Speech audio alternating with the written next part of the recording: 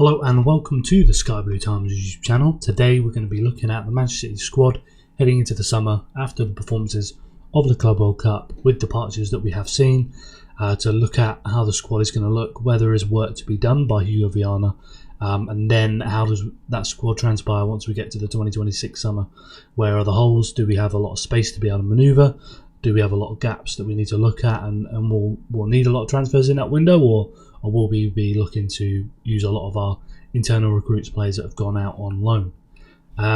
So yeah, let's get into that. If we go to the first squad here, as you can see, no right back lined up. I've left that open, given that I think the future of Matheus Nunes is a little bit open with the comments that we have seen. Obviously, City are interested in getting a first choice right back, with Tino Livramento being that top target. So that is an area open there.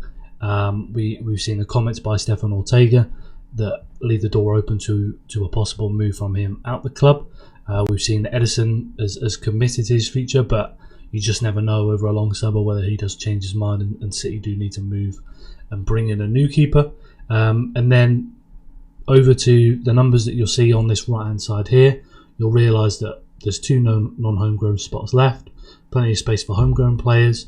And when you're looking at the non-homegrown players over here, as I've mentioned with Ortega on that list, with Matheus Nunes on that list, if you're keeping those two players, it's a very tight squad. You've not got the room to bring in a non-homegrown player, which is why Livramento would make a lot of sense, not only for his quality, but to be homegrown at that age. He would be so useful to City in so many departments, and would help Viana significantly with dealing with that, what a tight squad that they do have. Around that, I've kept in Vitor Reis, given there's a report that City are inclined to keep him. I would very much prefer that myself, to keep him in and around the squad. Somebody that could pick up minutes like Aroa did towards the back end of last season, probably a bit more than that, a bit more spread out, but integrate his way slowly in. That then the season after, he could take on more of a significant role. Looks more than capable, in my opinion, from the performances that he is ready to be eased in bit by bit. But yeah, very intelligent player, athletic player, and one I'd love to see us keep around.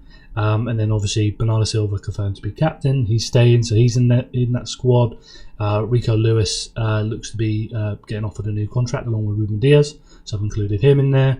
Bear in mind, both Nico O'Reilly and Rico Lewis, as far as I'm aware from the rules, they would go down for the Champions League squad as the under-21s in a B list. So they wouldn't count as homegrown. That will be the following season. And then when it comes to the Premier League, they would go on the under-21 list. So they're not taking up homegrown spots. And then when we go over to non-homegrown players, Claudio Echeverri, I expect to go out on loan just to give him more minutes. When you look at Bob, Savinho, Cherki, Foden, Doku, Marmoush, all these talented forwards, that's a lot of minutes that's going to get spread out across all these players, leaving very few for him. So yeah, one year out on loan in the right spot, I think we're doing very, very well. I don't think the quality is much of a concern at all. If anything, it's just building up his fitness, getting him to play 90s regularly across the season, and going out on a good loan spell would help towards that. And then when you're looking further down that list, you've got Akanji, Kovacic, and Gundogan, three of them, I think, in my opinion, if I'm in Viana's position, they're three players that I would like to move on this summer. And then moving on to the homegrown players, Walker, recently announced move to Burnley, which I think is a good spot for him for the end of his career. So he'd be moving on. James McAtee is expected to have plenty of suitors both in the Premier League and in Bundesliga. He has 1 year left on his contract, so really City going to sell him if he's not extending, to bring in some money for him. And I think for James, he would be a very good player for a lot of teams. No doubt next season he'll rack up some good numbers and get a lot of attention. But if I'm comparing him to the other attacking players that Manchester City does have, he's still behind them. So yeah, move makes a lot of sense in my opinion. Calvin Phillips, Grealish, expect to be moved on, whether that is a loan. They need to find a way to shift them eventually. So yeah, I expect the two of them to be looking for that move. And then I think Nathan Ake is worth keeping, given he is homegrown, given that he would be behind Josko Vardiol, 4 minutes that he's not needed to play left back. So you're just looking at reduced minutes as a left centre back, being left-footed, being homegrown. I think there's a lot of value there in a player knowing that you've got him in a reduced role to cover for the fact that he's definitely not proven to be fit regularly across the whole season for 3,000 plus minutes. If you're going to keep any of those centre backs out, Stones, Akanji and Ake, he seems like the best one, and he does have a better fitness record than John Stones does, despite the quality difference. So obviously if Stones was proven to be fit, he would be staying, no doubt, but with that injury record, being a player that I believe over all of his City career has struggled to barely start more than 20 Premier League matches in a season, and I think that's over 9 seasons. So that is such a big sample size where he's proven to be unfit and deal with plenty of injuries. It makes sense to move him on. So yeah, that would be the look at the squad. And then if I was to, for example, take the first choice of Manchester City, bring in Tino Livramento, keep Stefan Ortega, keep Mateus Nunes, then this is a look at, and as well as Ake, this is a look at what the squad would be going into the season. You fill up all 17 non-homegrown spots. You've got 5 homegrown players, 2 players in the B list and the under 21s in O'Reilly and Rico Lewis. And I think across that whole squad, you've got real depth. Obviously, Rico's quite useful in that he could fill in at right back. He could fill in at different midfield roles, whether it's higher up, whether it's working alongside Rodri, alongside Nico Gonzalez. He would suit those roles, and I think that would give him a good progression in his career to be able to shift towards midfield. And then when you're thinking about Rodri and Nico, both could play as 6. Nico could play number 8. Tijani Reinders could play number 8. That's going to be his main position. Bernardo Silva could play number 8. And Bernardo in particular is somebody with all the talent around him. He's not going to be playing on the right wing anymore. When you've got Bob, when you've got Savinho, when you've got Cherki, you've got Foden, you've got Jeremy Doku, you've got Marmoush, you've got all these players that are going to take up spaces out wide. So I will believe that you're going to get more of Bernardo in midfield, but overall reduced minutes with his role because naturally moving him into that one position, and then you're competing with other players that do add a lot more in different areas. So yeah, that would be where the squad is. Obviously, I mentioned all the players on this left-hand side over here. Echeverri's out on loan. Gundogan, Akanji, Kovacic, I would move on. McAtee to be sold. Phillips, Grealish, whatever way you can, you need to move those guys on.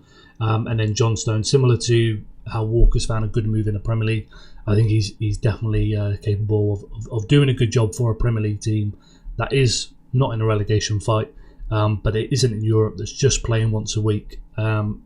Going back to a team like Everton, I think would do him really, really well towards the end of his career, especially with his fitness, and with the World Cup with England coming around next summer, to be able to get himself into a position for that squad. I think that would be the ideal, and this would be a squad I'd be very happy with going into the season. I'd be confident can compete for the Premier League title, can compete in other competitions, has a lot of depth all the way across, that you're not worried about injuries, particularly the centre-backs that we've had last season. The injury to Rodri, but then suddenly you have Nico there. Well, I think you've got good depth in that position. So yeah, I think across the squad you've got a lot of real quality there. I guess the question marks would be around a goalkeeper situation. I don't think Ederson's particularly across the Club World Cup at his kind of sharpest. There's been a move floating around for a while. Ortega, as I mentioned earlier, he's been a little bit coy with his comments that suggest that a move could be on the cards when he returns from the competition and returns from his holiday. So that would be an area I wouldn't be surprised to see a change. Let's say Ortega decides to move on. Maybe Manchester City go, right, let's bring in Diogo Costa. You will be the second choice initially, and we'll make that integration over the course of a season. I think that would be a great option. You could see Ortega leave and they go for a homegrown option to free up a non-homegrown spot. That could happen, or perhaps Ederson does change his mind over the summer and decide it is time for me to go actually, and I shouldn't stay one more year.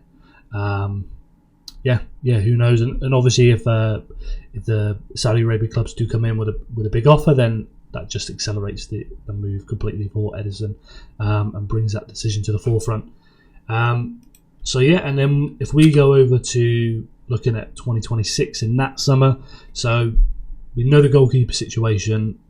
Wherever that goes this summer, it's obviously going to change by the following summer, as Edison Ortega's contracts will run out. So as it stands, both of them will be moved on, and you'll be looking at 2 brand new keepers for Manchester City to bring in.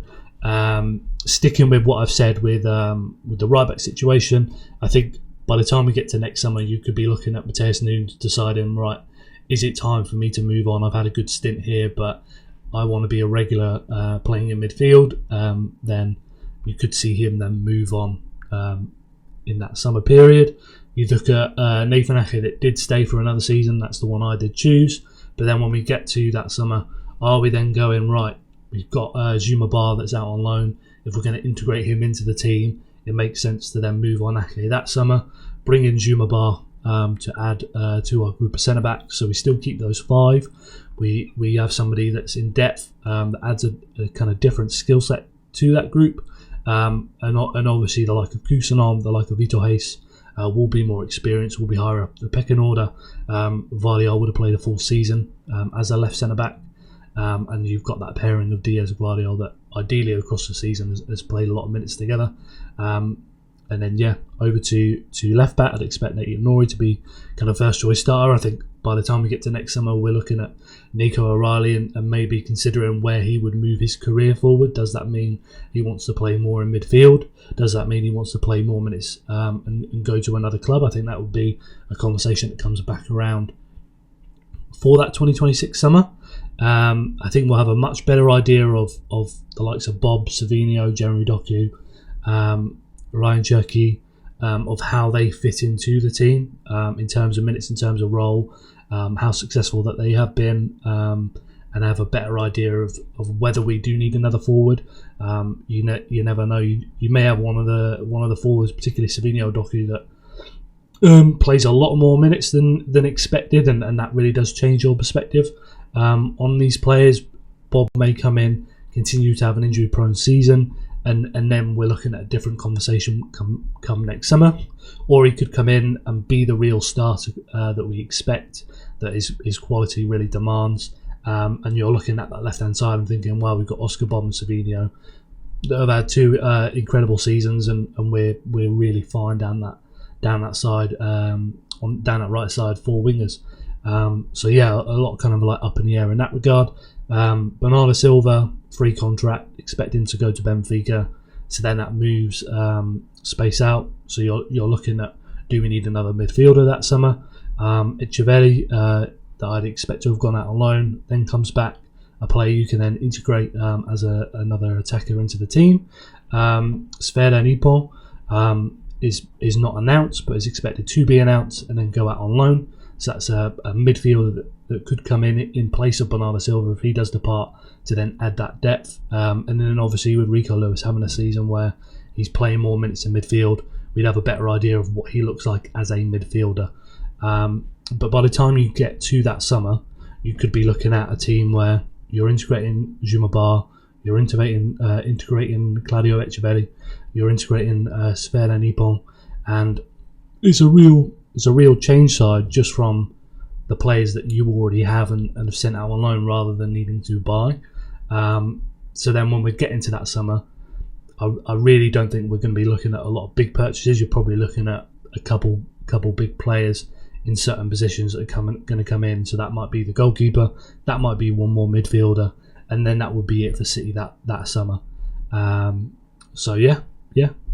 you go. That is a look at the squad, both where we're at now after the Club World Cup, what Hugo Viana will be looking at to do, which really relies on getting in a first choice right back. It's making a lot of departures. Those are the 2 things that he needs to do this summer. And then where we would be when it comes to 2026, what the squad look like with a couple of players that we expect to be moved on, to leave on frees, and then what positions that we would be looking at. If you enjoyed this video, let me know down below your thoughts. Otherwise, make sure you like, make sure you subscribe, and we'll be back with other videos over this week.